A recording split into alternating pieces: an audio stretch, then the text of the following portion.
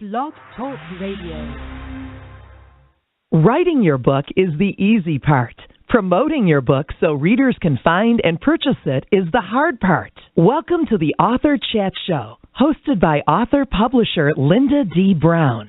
Follow us at www.facebook.com/authorchat. And to contact the show to promote your book, contact me at theauthorchatshow@gmail.com.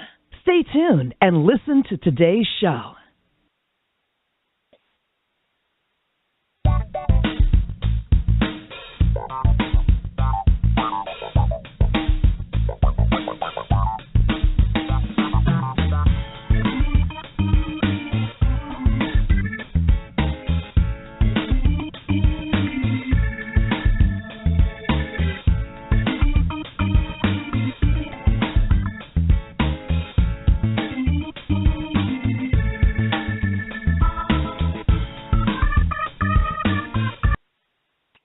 Good afternoon and welcome to the Sunday edition of the Author Chat Show with Lynda D. Brown.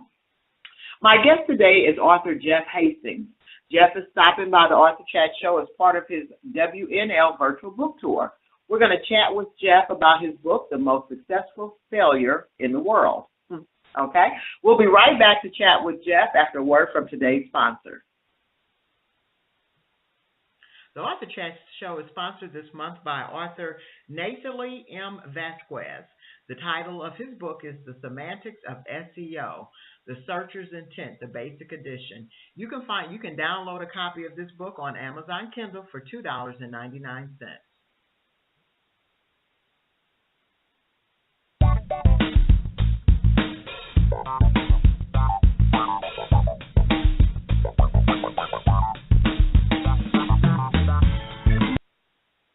All right, and welcome back to the show. For those of you just tuning in, my guest today is author Jeff Hastings. Jeff is on his Right Now virtual book tour. The name of his book that we're going to be chatting about is called The Most Successful Failure in the World.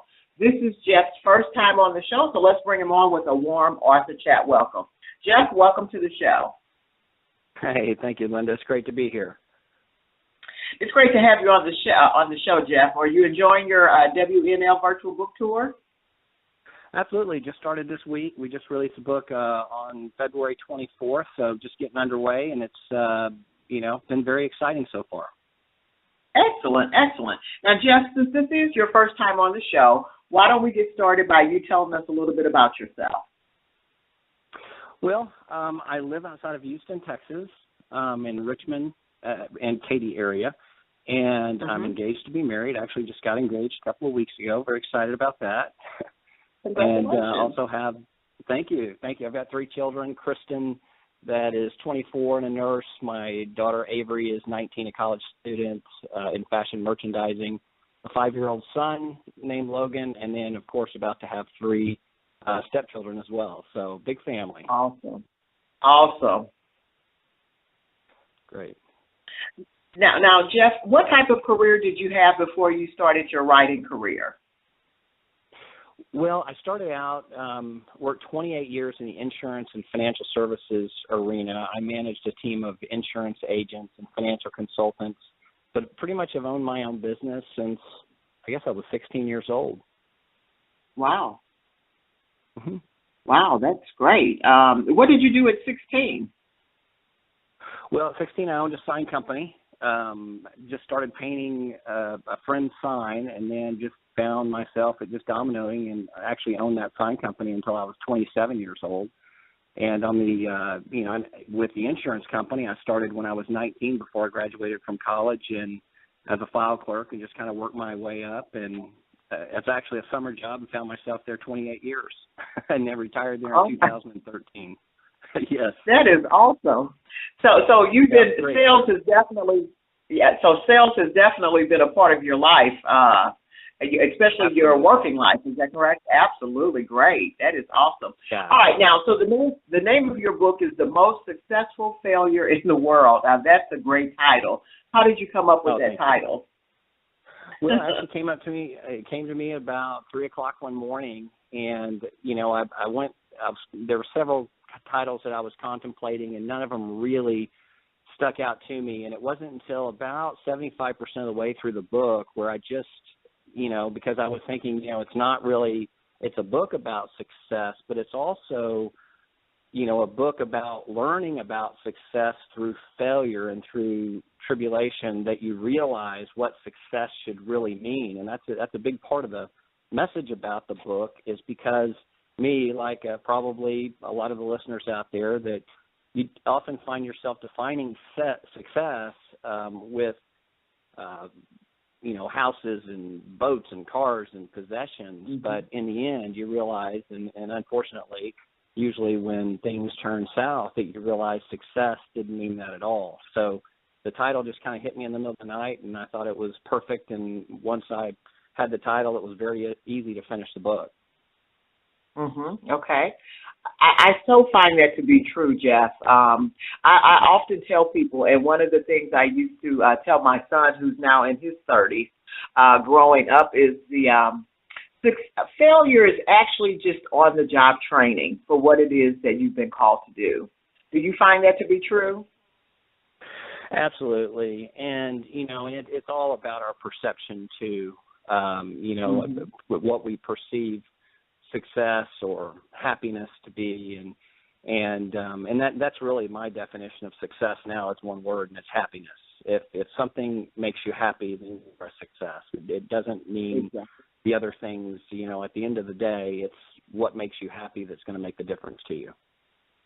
Amen. Isn't that the truth? And like you say, when you measure your success by material things, it's really kind of sad, because like you said, material things, they can't make you happy, and they can be gone in an instant. So like you said, if you're doing something that makes you happy, that's when you know that you're really successful. Yeah, now, so true. Tell us about your book. Absolutely. Tell us about your book. Give us a brief synopsis about the book, please. Okay, well, the book is about a man, Alex Moss, who is a very, what he believed to be, successful man that owned an internet company and built this empire over a 20-year time span, and really did everything that he thought he was supposed to do to become successful. And at the end of the book, actually at the very beginning of the book, is the end of his 20-year period in the business, he comes down with his terminal illness and actually has 6 months to live. So on his deathbed, he comes to realize that all of the hard work, everything that he had done, that he had it all wrong, that he was working hard and he gave up such a big part of his life, and his definition, of course, of success really was not right, that he gave up too much and he had so many regrets in his life.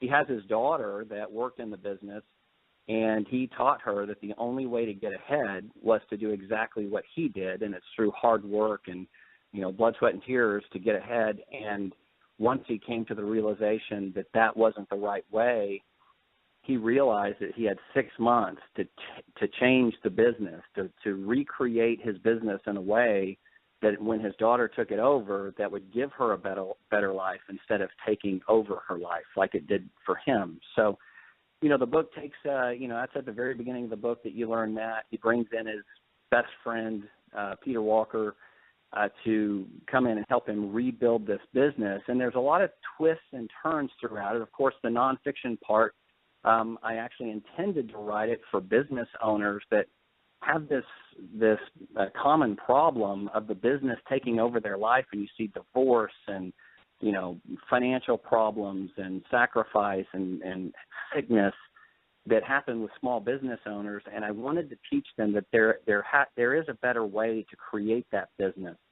But the crazy thing into it, about halfway through it, and definitely what I'm hearing from readers right now, you don't have to be a business owner to get something from the book, because there's so many people that get preoccupied in their work and just day-to-day life that they fail to recognize those important things were there all along, that if they would have just slowed down, paid attention, and realized they had everything they needed to be happy right in front of them if they would have just looked. So the book does go through a series of different companies and how to recreate this business, but at the end there's a whole different, I'm not going to ruin the ending for anyone, but it does take some turns and really hopefully keeps the reader very engaged and to find out what actually happens in the end.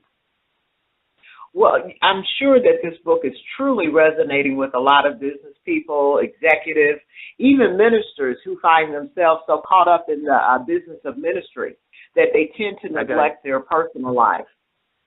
Yeah, so I had, as a matter of fact, this morning I received an email from a minister that actually put a review on Amazon, and it was very, very touching. And he said that it really reminded him, and it was very inspirational to him about what he, was failing to do at this point in his career. Mm-hmm. You're getting some wonderful reviews on Amazon, Jeff.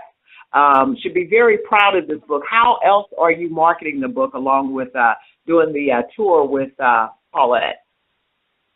Well, I can tell you, Lynda, the book is one thing. I'm very excited to release the book. It's always nice to hold it in your hand and, the pride that you can have for accomplishing something like that. But really what I'm hoping that this does is it starts a conversation, a very, very needed conversation with so many families across America and even further than that. And so the marketing is through Facebook. I have a blog. It's just you go to Facebook and type in the most successful failure, and you'll see that so many people are commenting on the different posts, the articles, the inspirational messages, that I'm really hoping that it's not necessarily the book sales, conversation that changes lives that happens because of the message that's behind the book. So the blog is the biggest source of advertisement. Facebook advertising. I haven't started my presentations, but we'll start that in 2 weeks, where I'm going in front of some groups to speak to, small business groups one after another to advertise the book as well. Wonderful. Now, for those listening, again, the title is The Most Successful Failure in the World. He has it available in 3 formats. It's available in the Kindle edition for $9.99. The hardcover is $24.99, and the paperback is $17.02. So that's great that you did that with 3 different types of formats on there. Now, Jeff, you actually published through a traditional publisher. Have you used a traditional publisher before? Well, it is, I started out, the very first book that I wrote, Recruit, I started in 1999. I self-published that one, and it was a very tough experience, a great learning experience. But then after that, I published So You Want to Be an Insurance Agent, and I have 3 different editions to that. And this book, I actually decided to, whenever I retired, I took my life savings and I've invested them in 2 companies. I've been doing business coaching for many years, and I continue to do that. But also, I actually own the publishing company, so I publish books for other people through Chart House Press. Oh, so, awesome! It was through, but I do own the publishing company. Excellent. Now that's really the way to go. So I commend you on that. But I'm sure this time around, with a new family coming on board, that you've learned how to separate the business from the personal, so that way the business doesn't take up all of your time. Do you find that perfect? It's not always perfect. It's always a work. If you get to know me, Lynda, I'll tell you exactly how it is. I still struggle with it from time to time. The publishing agency, I've got great people that run that. I'm not involved a lot in publishing other than assistance with marketing and ideas, and I attend, meetings once a week. I'll attend a staff meeting. But the coaching agency is what really takes up most of my time. But yes, I have learned a great deal the hard way. This book is actually in the creative nonfiction category, and it seems, with the fictional characters, but yes, the information, the content, and the message comes from a non-fictional perspective on things that have happened in my life. And absolutely, that was actually one of the best experience and the worst experiences of things that you learn from. And I use what I've learned to hopefully help other people that have experienced the same type of difficulties in their life. Well, and, Jeff, I think that's really where a book is most successful and really resonates with people, when it comes from your own personal experience, because you're writing from your life. And I love the fact that it's, like you said, it's fiction, but it's based on fact. Yes. It is. And I can tell you the inspiration came, in 2011, December 1st to be exact. My father and I were up late one night, and we were having a conversation, and he had battled with Alzheimer's and heart disease for many years. And we both knew that night would be the last night we would ever communicate, at least on this planet. And so we had this conversation, and I just kept thinking, and, what do you ask someone that you love so much, that's meant so much to you, and this is the last conversation you'll ever have? And it wasn't the weather or the other things you normally talk to your parents or someone you love about. It was a very deep conversation, and that conversation, we talked about, his life and his memories and the things that he was glad he accomplished, and his regrets. My dad, he reflected. It wasn't, his house or cars or things like that. He reflected about family. And, my dad was in law enforcement, and he was a politician as well. He was a civil rights activist back in the 50s and 60s. And that was what he remembered, these lives that he helped change and the difficulties he had. And I started thinking about, my own life and the things that I've always wanted to do. And when you really have a conversation like that, and you really sit back and think about it, or you think about if this were your last day, or you found out you only had a certain amount of time to live, what would you do? Where would you live? Who would you live with? And what differences would you make? Because I feel like if you actually took that time to think about it right now and have that conversation with someone, something's going to change. It would have to change. Right. And that's really where the inspiration for the book came, was through the conversation with my father. First of all, it's very touching. It's really awesome. Are you glad that you have the time to spend? Now, is he still with us? No, he passed that night. We knew that was it. Oh. He was dying, and we knew that would be his last night. So, he passed a few hours later. Oh, my goodness.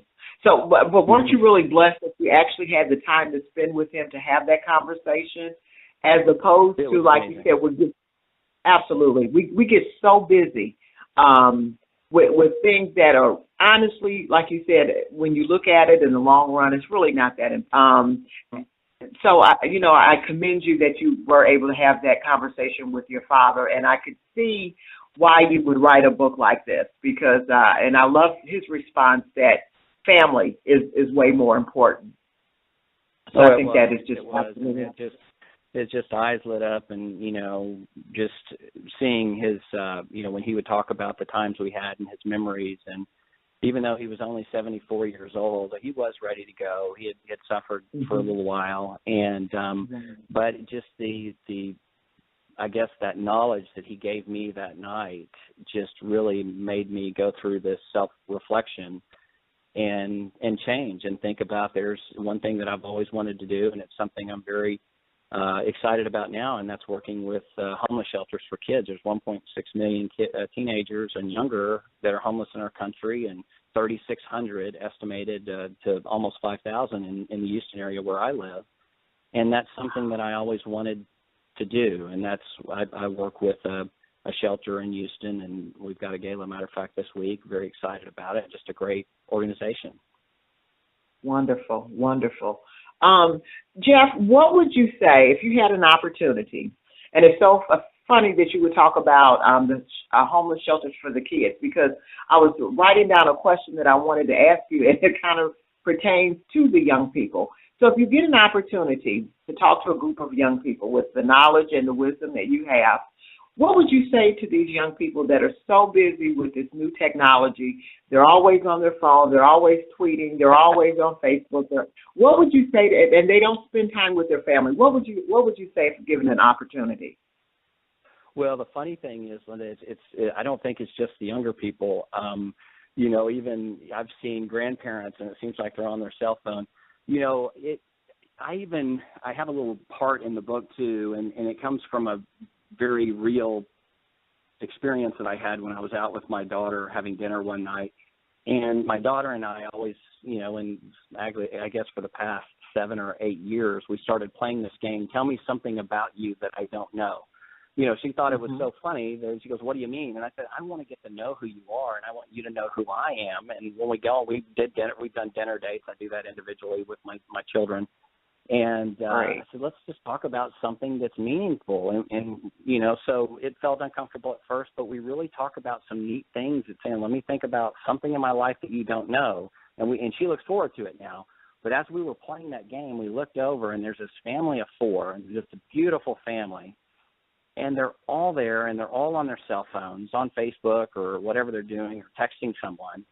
And I'm thinking, I wonder who is so important on the other end of that line, that they would be texting and taking away this time and this opportunity, because time passes us so quickly. And what was amazing is, I hate to say this, but the woman got up and I could see the man's phone, and it looked like hearts on the phone with someone he was talking to, and it just broke my heart, thinking he's got this beautiful family there, and I don't know who's on the other end of that phone, but he's possibly going to mess up something very, very valuable, and he may not realize that until it's too late. But you see that all the time with technology, that people are on that and they're losing, I think, relationships and with their children that are only there for a short period of time. Amen. That is so, so incredibly true.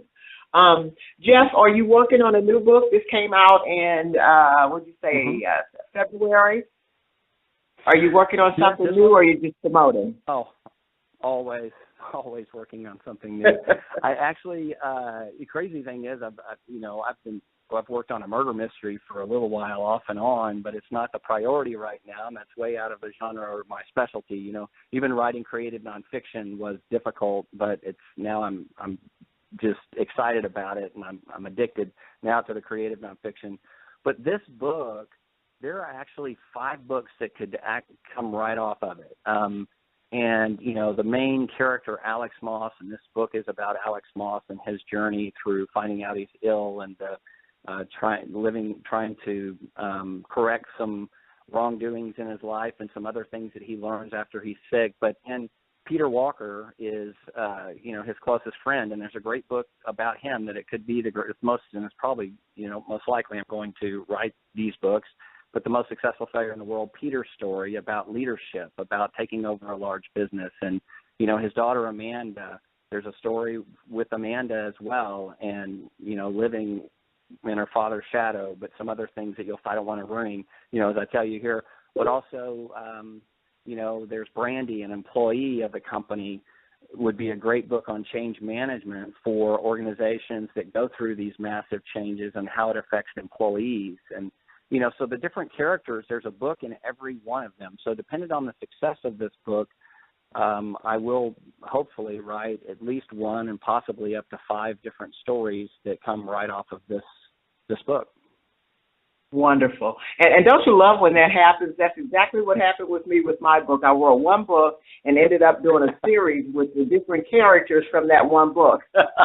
Absolutely. That definitely happens, because once you've got the story out there, if you do have a group of people that have really understood, heard, and loved your message, then they do want more. So it's a great thing, a great problem to have, producing a second book from the first message. Exactly. And I'm so glad you brought up Amanda, because I do want to ask, with so many women who are just as driven now, if not more so, than men in these corporations, tell us about the character Amanda and what you'd like to say to women that are walking in her footsteps with their, about to inherit a business. Right. Amanda would be his daughter. That's a little bit different story, but the Brandy that is a sales rep that is wanting to promote is probably a better character to use for your question. But Brandy is she's in sales and marketing, and she's wanting to promote, and that's exactly what that book would be about. I haven't started that one. I'm working on a different one first, but I think, especially with women in the workforce, there's so many different obstacles that they face that men just really probably either don't recognize or don't talk about much, and that is maintaining that household, especially when they're parents to younger children. and the difficulties of separation. And, however, matter of fact, Amanda in the book was wanting to get married and have children, and she was putting that off because of the amount of work that had to be done so she could meet her own career objectives. And that is definitely a story that needs to be told on how do you maintain that balance? How do you maintain harmony in your house and also this professional career? And so many women do it, and it's amazing. And I'm not sure how they can do it, but it is something I would think most women would struggle with from time to time. Oh, absolutely. Absolutely. And, and one thing that you said that really resonated with me is when we put off our personal life for our professional lives. I don't really believe that was God's will for us to put that professional life before our personal life, because, like you said, at the end of the day, that job, I mean, I can't begin to tell you how many people have lost their jobs or, for some reason or another, they no longer have that job, and then they turn around and they try to reconnect with their family, and like you say, sometimes it's just too late. Exactly, and that's men and women alike. And I even think with men, I mean, it's all about priorities. It's about, and for me, faith, my family and friends, and also even work. They're all very, very, very important. But what I try to recommend, and it's something I've taken from Joel Osteen actually, is that just to be present. To be present with who you're with. If you're at work, be present at work and do your best. But when you're at home, be present at home and do your best. Amen. With your spouse. And, just be there and all there, and make sure that, that as you are living each and every day, and I put something on my blog, matter of fact, this morning. Actually, I did it last night, but it posted this morning. I made it post today, but I knew I was going to be busy today. But is what did you do this weekend? It's Sunday today, and I ask my, the people reading and blogging, to really evaluate this weekend and think about how you spent your time. Did you spend valuable time with your spouse, your loved ones, your children, or did you just get occupied in the busy day-to-day routine of things that really in the end aren't going to matter? And I know there are chores and other things you have to do, but I put some, just some helpful hints on there, just some things to do. I've done for many years. I've always done family bike rides on Sundays that I always look forward to, to have meals together without cell phones, at least once a week as a family to say, we're all going to sit down and have a meal together and talk. And I haven't checked the site today, but I asked for the, bloggers on there, the readers, to post ideas on what they do to bring their family together. So, that's awesome. Yeah, and I haven't read if I've received comments yet, but hopefully there are a few comments on the blog. Now, is that the Facebook blog that you have, like a Facebook page on there? Yes, it's a Facebook page called The Most Successful Failure, and people can like it. As a matter of fact, and I'll give your as we're wrapping up, I'll give the listeners a hint. I do have a cruise promotion that I'm giving away, a cruise for two, for someone who likes the page and also gets involved or answers some questions after they read the book. And it's only going to go through the end of this month. But one of the questions, the most difficult question, is who wrote the book? And that sounds kind of funny. They think me. No, there's a narrator, and the first and last chapter are written in first person, where that writer of the book speaks directly to the reader, and that is actually a character.